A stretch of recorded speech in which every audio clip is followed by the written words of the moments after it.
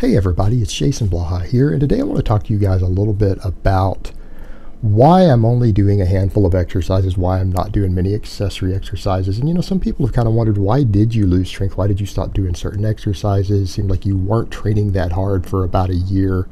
That's true, I wasn't, and I had a lot on my plate. I had a lot of other things going on. I don't want to get into all of it on the internet right now. It's maybe something I'll discuss later. As to why I couldn't focus on my training as much as I really wanted to. But there were outside factors that influenced me, and those factors are now gone. And even my own attitude about some things have changed. And so yes, I'm back to giving 100% of my training. And obviously I quit bench pressing, I quit squatting, and I have several lifts that I want to bring up to rebuild my strength base where I want it. Now obviously my deadlift has stayed, and my overhead pressing is pretty decent on the charts. But that's because that's all I did. For almost a year, I did variations of overhead press and variations of the deadlift. Right? That's what I did with some chin-ups and rows thrown in. And that helped me maintain a certain size and strength base, but obviously now I want to regain quite a bit of strength, and I'm really focused upon mastering 4 exercises: the squat, bench, deadlift, and the overhead press, the strict press. Now, the only other exercise I do with that is chin-ups right now. I do chin-ups, and I have a day dedicated to each of those 4 big lifts, and I train that lift for an hour, sometimes over an hour, trying to get 10 sets of that lift on each of those days, and then I do a little bit of shoulder mobility work and rear delt work with bands and things. That's just for general health. So the question becomes, why am I focusing on just those? Why am I not doing accessories? Simply put, guys, because I'm trying to stay at 220.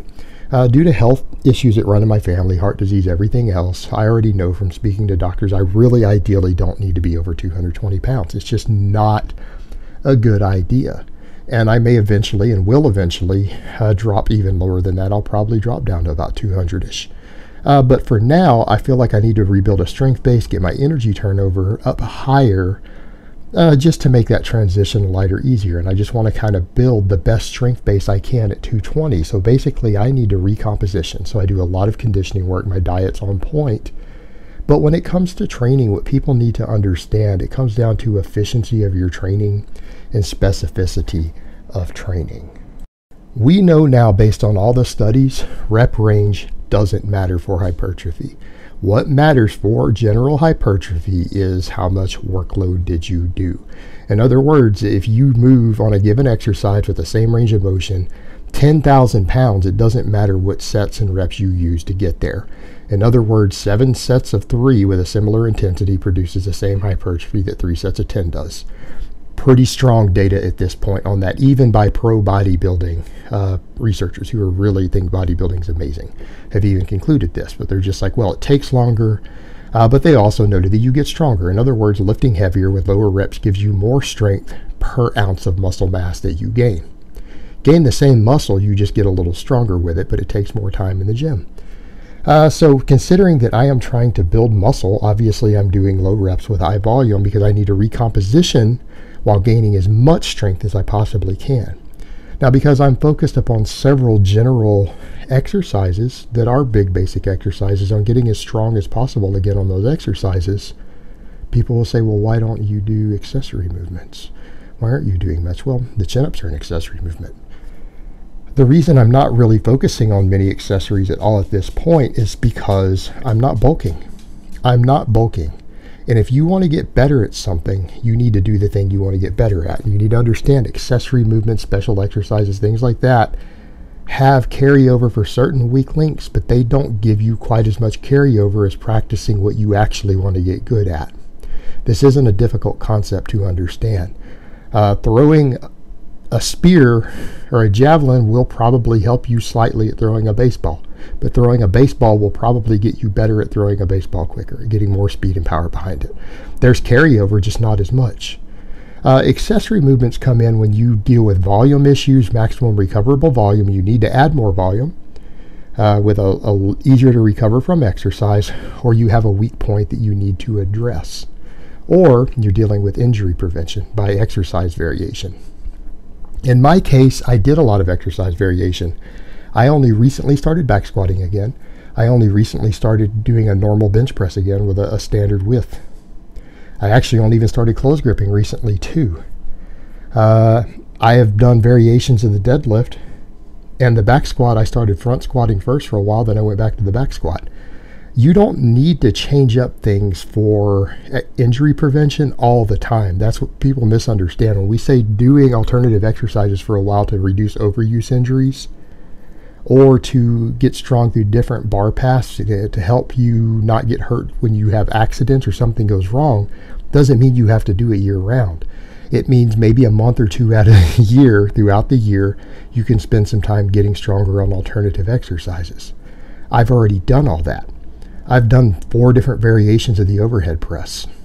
All right, my overhead press has had all the variety it needs. I could focus on it for 8 or 9 months and not worry about the variations right now. I've already built the strength through the other bar paths. Until it becomes a problem, I don't need to worry about overuse. I just started bench pressing again, a new variation. If I start to have issues with that, I can always supplement it out for just a little while if I'm worried about overuse injuries. I can go to the floor press for a little while. That's fine. I don't need to do that right now.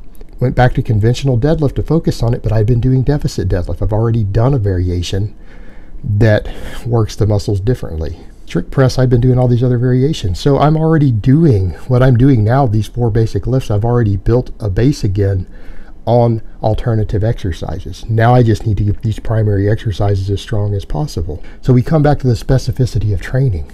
I'm not bulking, I'm recompositioning at the same body weight. You have less recovery ability. All right, there's 2 things that work wonders for enhancing recovery, allowing you to train with more volume. That's more food and drugs. Well, I'm not blasting gear. All right, I'm staying in the normal hormone range. I'm on TRT. I'm not going to be bumping that up. I'm also not bulking. I'm not eating enough to gain weight. I have a high energy turnover because I do a lot of cardio. I'm eating a lot of food, but I'm not bulking. I'm not getting the additional recovery from that. So I need to make every ounce of my recovery either directly contribute to getting bigger and stronger on target exercises, or alternatively, anything that will help with injury prevention, right? That's where my energy needs to go. I don't have recovery ability to work on exercises that only give me maybe 80 or 90% carryover. I need to be doing exercises that give me 100% carryover to what I want to focus on. And right now, I want to get those 4 lifts up to respectable numbers again. Respectable numbers to where I personally feel strong. I meet my own strength standards first, and then secondly, compared to other people out there. But it's always me first. I want to get strong again on those 4 basic lifts. And I feel that'll give me the strength and size base again where I will be happy with, and I will feel strong, and I will feel fit. It's personal. That's my goals. If I was concerned completely with impressing other people, I'd probably be doing a lot more curls and not worry about my strength.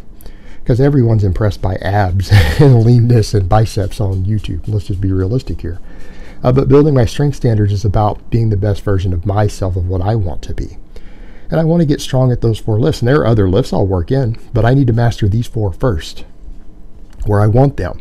The chin-ups are just an accessory. They're an accessory to keep muscle balance. They're an accessory to reduce injury rates. Some people would say, well, how are they going to reduce injuries? Because I do dead hang chin-ups. In other words, I get a full stretch and hold at the bottom for a 1 to 2 count before each rep. I start from a dead hang, and I start each rep from a dead hang. None of this partial stuff. And the reason is that stretch will reduce the chance of a bicep tear on the deadlift. Just like I tell people incline curls are a good exercise to reduce the chance of a bicep tear, so are dead hang chin-ups. But because I don't want to waste a lot of time with isolation work, this allows me to kill a couple of birds with 1 stone. It allows me to reduce my chances of getting a bicep tear on the deadlift, in addition to grow my biceps possibly. It gives me a pull for the whole upper and mid back to rebalance things out from all the pushing I'm doing, so that I strengthen the entirety of the shoulder girdle, and then I do just band work and stuff for the rear delts and shoulder mobility to again give me better shoulder stability to reduce the chance on injury from all this pressing, because it still comes down to injury prevention. I mean, I have minimal exercise selection, so I have a little bit of room to worry about prehab exercises that are going to keep certain joints and connective tissue more stable, so that I reduce my chances of the most common injuries that can occur.